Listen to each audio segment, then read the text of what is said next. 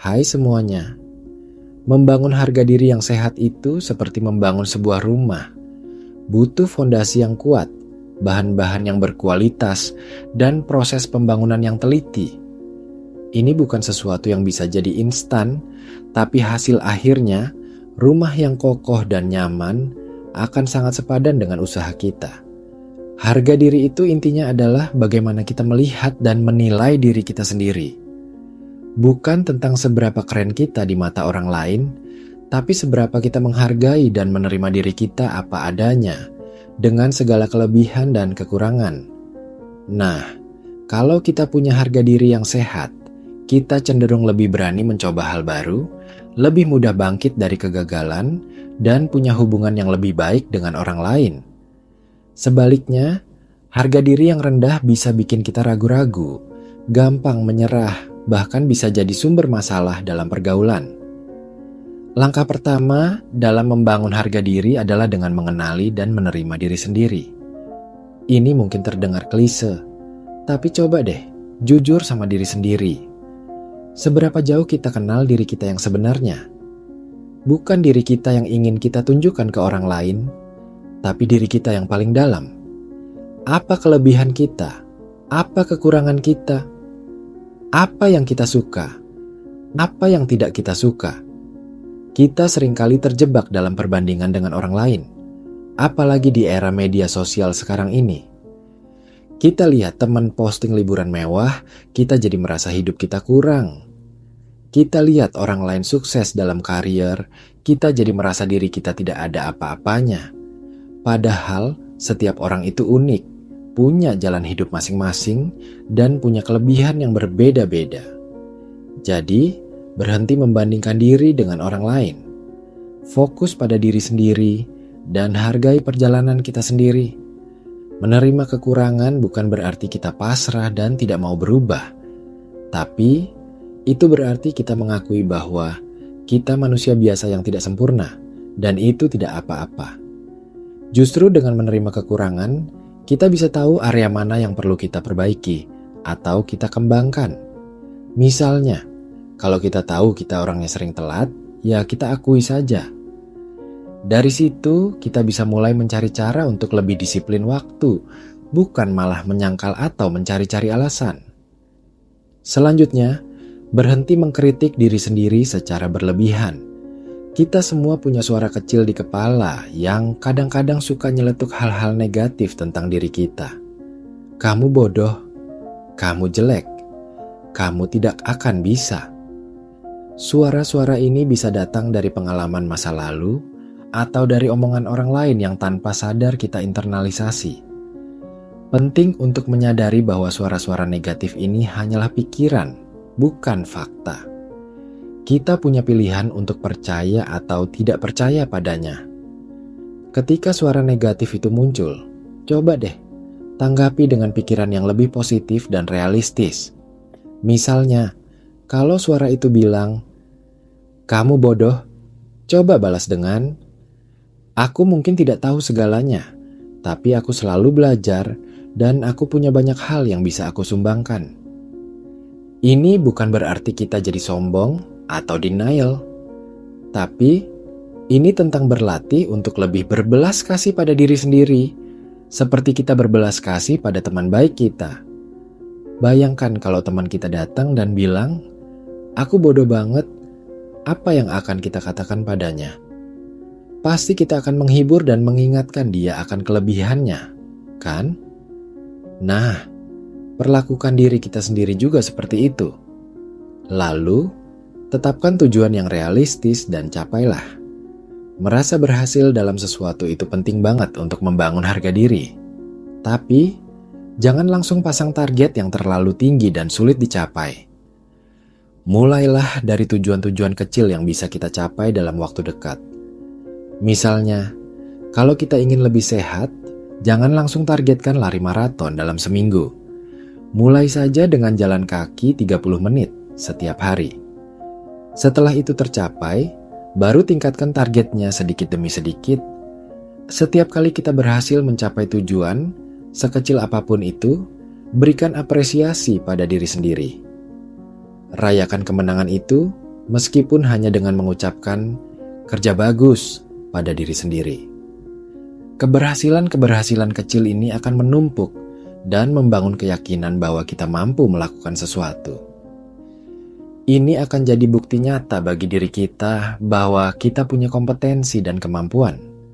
Fokus pada kekuatan dan kelebihan kita. Seringkali kita terlalu sibuk memikirkan kekurangan kita sampai lupa sama apa yang kita punya. Coba deh buat daftar kelebihan dan kekuatan kita. Kita mungkin pandai memasak, punya kemampuan mendengarkan yang baik, jago di bidang tertentu, atau punya selera humor yang bagus. Setiap orang pasti punya kelebihan.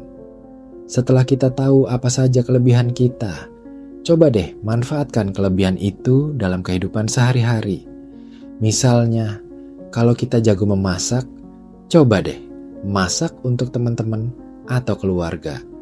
Kalau kita punya kemampuan mendengarkan yang baik, coba deh jadi pendengar yang baik untuk orang lain yang butuh. Dengan menggunakan kelebihan kita akan merasa lebih berguna dan dihargai, dan ini akan meningkatkan rasa percaya diri kita. Ini juga membantu kita untuk melihat diri kita secara lebih positif dan seimbang. Tidak hanya terpaku pada apa yang kita anggap sebagai kekurangan. Belajar mengatakan tidak. Ini penting banget untuk menjaga batasan diri dan menghargai waktu serta energi kita. Kadang-kadang, demi menyenangkan orang lain atau karena takut tidak disukai, kita seringkali mengiyakan semua permintaan, meskipun sebenarnya kita tidak sanggup atau tidak ingin melakukannya. Akibatnya, kita jadi kelelahan, stres, dan merasa tidak dihargai.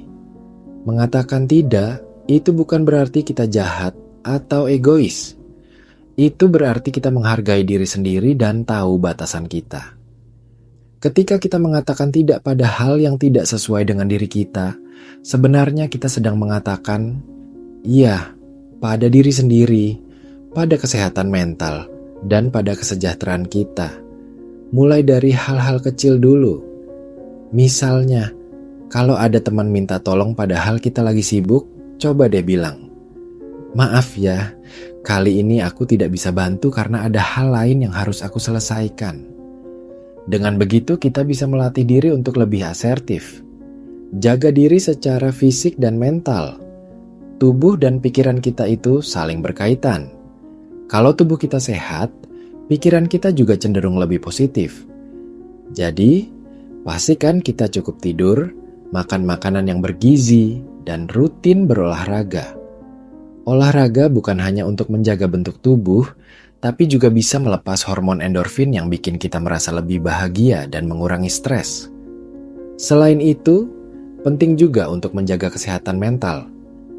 Ini bisa berarti meluangkan waktu untuk hobi, meditasi, membaca buku, atau melakukan hal-hal yang membuat kita rileks.